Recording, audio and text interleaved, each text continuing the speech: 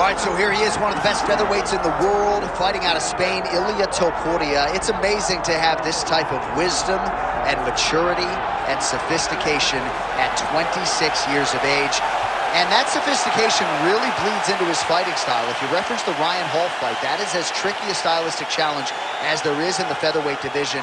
And he stayed measured the entire time before getting that knockout in round one. He has taken his game to that requisite next level ever since, making himself impossible to deny a world title fight.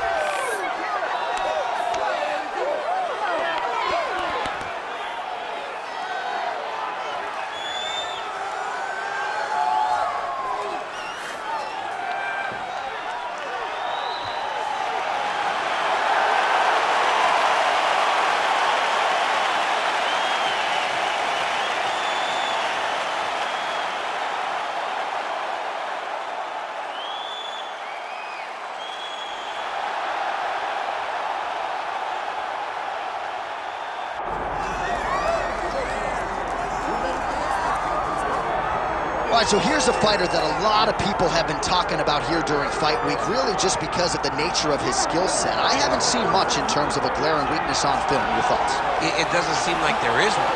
You know, when you're watching the film and you're critiquing him, there's not much to critique. When you're trying to break down where the weaknesses are, there aren't many. The guy can wrestle, he can grapple, he's got tremendous cardio, great top control, insane durability. He's got it all. He's one of the best mixed martial artists we have seen come on the scene for a long time. But he's got to continue to prove it if he wants to stay where he is right now in the UFC. And perhaps his greatest asset, at least thus far, has been his instinctual nature in the octagon, right? Just knowing which skill to employ at the right time. And certainly he's got essentially every skill you would want in an MMA arsenal.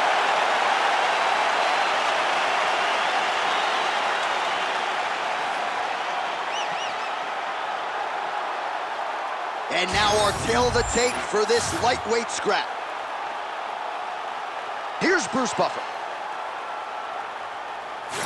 Ladies and gentlemen, this is the main event of the evening.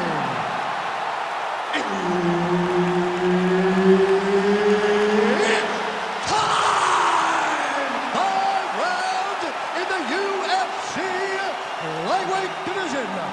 Introducing first, fighting out of the blue corner, Ilia Topuria.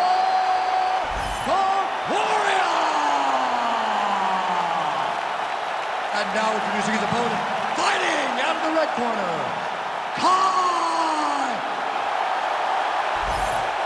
One of the best in the business, Herb Dean, is our referee tonight.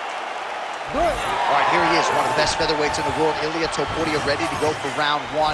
He has been a methodical fighter every step of the way in the UFC. He talked to us about establishing his jab early, be opportunistic with my takedown attempts.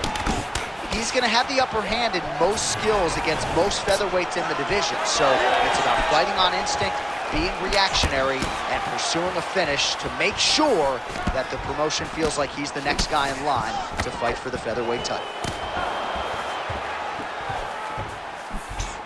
Some nice power there with the left hook upstairs.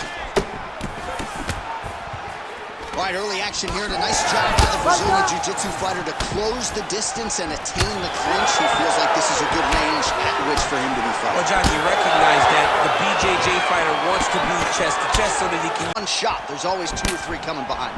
A lot of times people throw singular strikes. Not this, gentlemen. This man is stringing 4, 5, 6 in a row. What a great job. Gets to the single collar tie. He checked that last one.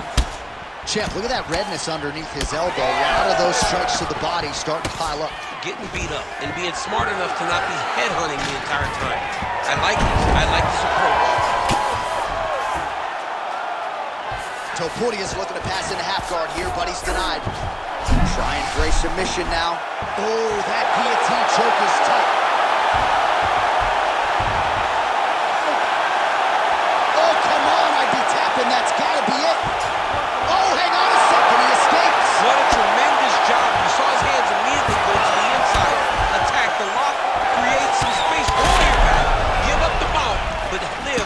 another day. Nice punch there by Topuria. All right, so he continues to attack that area above the knee and digging right into that thigh. He's digging into the thigh. He's doing a grip. Landed a nasty flying knee to the head. That's a beautiful body kick. Stuffs the takedown, no problem. And now some separation. He's looking for that left hand. Not there. All right, so look at that. A cut has been opened around that eye area. He's taking shots over and over again to that area, and now he's dealing with a cut. Topuria is bleeding from the mouth, Daniel. Looks as though there's a cut on his lip. Thankfully, he's a lot tougher than I am. 5 minutes in the books. All right, heading back to the corner now, and Topuria's corner now. We'll take a look at that lip. The cut man is in, and you got to tighten that up. It's really starting to bleed now. All right, let us re-rack some replays of the damage done in that round, see if we can isolate the strike that caused the cut. Yeah, a nasty cut opens up when he lands there. It's a beautiful shot that gets to the top. Ready to fight? Ready. Second round underway. All right, next round is now underway. DC, any major takeaways after the previous battle? That both of these guys are very evenly matched. The matchmakers did a fantastic job when they put these two in the octagon. So even though it wasn't crazy, you got to see high-level mixed martial arts. Heavy leather landed on both sides in that exchange.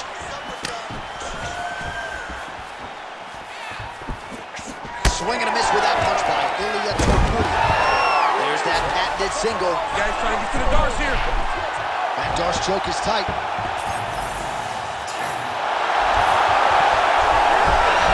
Oh, submission defense on full display there. He said that he was very aware of what this guy brought to the octagon, and it showed in that defense.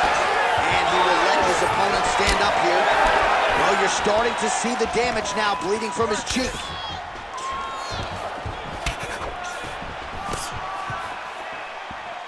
That kick lands.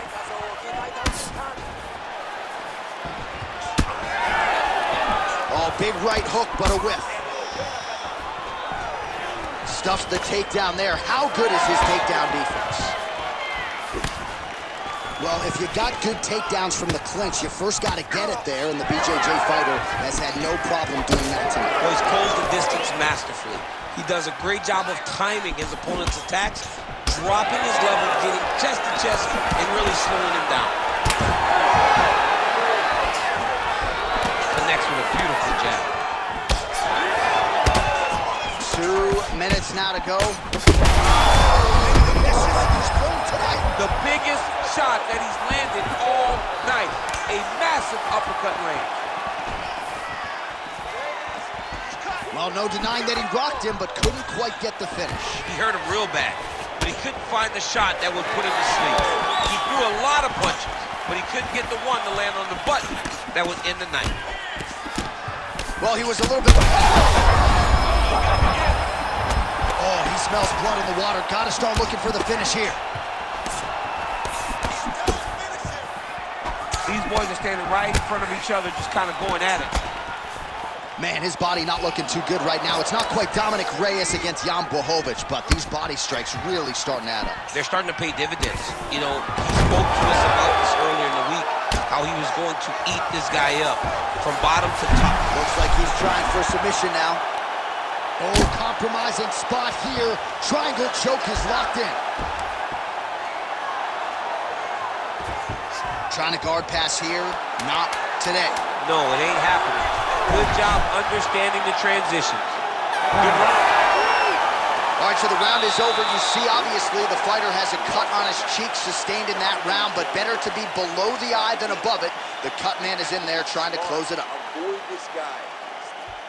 All right, back to the stools we go. Offensively, a lot to like from him, but on defense, he hasn't been able to stop anything tonight. Yeah, it's got to be the whole game, though. You ready to fight? You ready? Third round underway.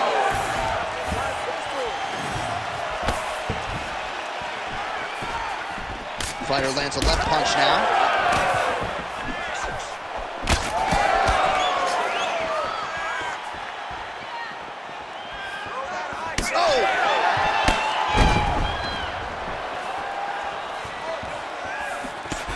misses with the... Oh, he's hurt bad. He's hurt bad, John. He's got to press him. He's got to go chase that finish down now. Holy smokes. What a fight. So no judges needed tonight as he pounds him out for the TKO. I'm hoping I get an invite to the after party.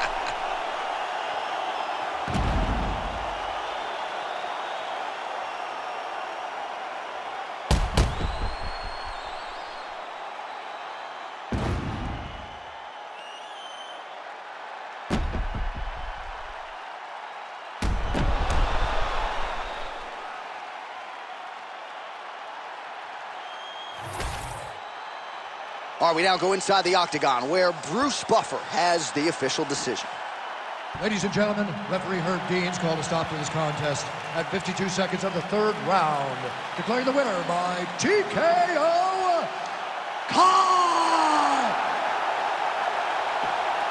Well, the celebration is on over there in the corner, and nothing subdued about it. They put a lot of time into this training camp and into this performance, and certainly their athlete delivered. It was a result that they desired. They said, I don't care how this match ends, as long as I'm not standing there waiting on the judges. He got his opponent hurt, and he found the follow-up shots that allowed him to get the TKO.